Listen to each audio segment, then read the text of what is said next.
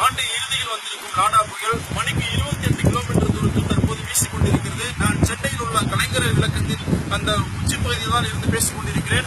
சென்னை சாலைகளில் பார்த்தீர்கள் என்றால் தற்போது காலை முதலே தொடர்ந்து மழை பெய்து வருகிறது. இந்த புயல் தாக்கத்தின் காரணமாக தொடர்ந்து சாலைகள் வாகனங்கள் செல்வதையும் அதே போன்று கலைஞர் விளக்கத்திலிருந்து நாம் நேரடியாக கடலை பார்க்க முடிகிறது. அங்கே எந்த விதமான மக்கள் நடமாட்டமும் காணவில்லை. ஏனென்றால் மக்கள் பாதுகாப்பான இடத்தில் இருக்க வேண்டும் என்று ஏற்கனவே தமிழகத்தின் சார்பில் அவர்கள் எச்சரிக்கை செய்திருக்கிறார்கள். அதே போன்று மீனவர்கள் யாரும் மீன்பிடிக்க செல்ல வேண்டாம் என்று ஏற்கனவே அதன் காரணமாக மீனவர்கள் யாரும் மீன்பிடிக்க செல்லவில்லை. 28 கிலோமீட்டர் வேகத்தில் தற்போது புயல் வீசிக் கொண்டிருக்கிறது. இது இன்னும் சில மணி நேரங்களில் அது குறைந்த காற்றிலிருந்து தாழ்வு மையமாக மாறும் என்று வானிலை ஆய்வு மையம் தரப்பில் தெரிவிக்கப்பட்டிருக்கிறது. இந்த ஆண்டு நாடா புயல் என்று ஏற்கனவே தெரிவிக்கப்பட்டது. அதன் அடிப்படையில் தமிழ்நாடு அரசு ஏற்கனவே செய்துவிட்டதாகவும் அதே போன்று மக்கள் பாதுகாப்பு சில அறிவுரைகளை வழங்கியிருக்கிறார்கள். மீனவர்கள் யாரும் மீன்பிடிக்க செல்ல வேண்டாம் என்றும் அறிவுறுத்தப்பட்டிருக்கிறது. சென்னை, திருவள்ளூர், காஞ்சிபுரம், கடலூர் ஆகிய மாவட்டங்களுக்கு எச்சரிக்கை விடுக்கப்பட்டிருக்கிறது. மீனவர்கள் யாரும் மீன்பிடிக்க கடலுக்கு செல்லவில்லை. நீங்கள் நேரடியாக பார்க்கலாம்.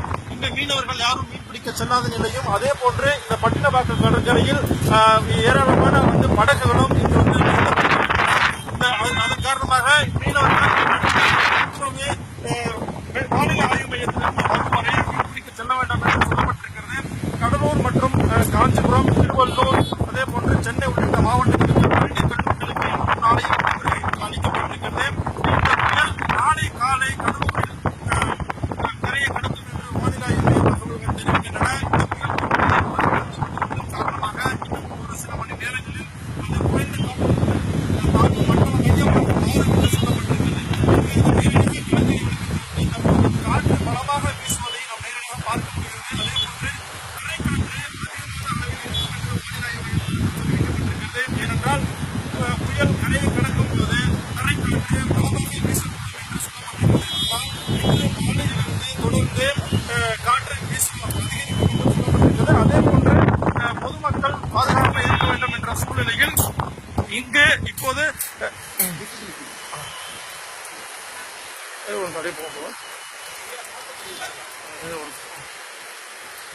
அதனால் தற்போது இந்த புயல் காரணமாக சென்னை உள்ளிட்ட 5 மாவட்டங்களில் விட்டு மழை பெய்யும் என்று சொல்லப்பட்டிருக்கிறது. நேற்று இரவு முதலே மழை தொடங்கியது. இன்று அதிகாலையில் தொடர்ந்து பெய்து கொண்டிருக்கிறது.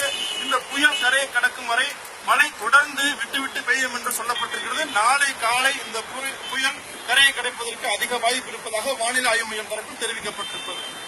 காவிரி செய்திகளுக்காக ராம்குமார்.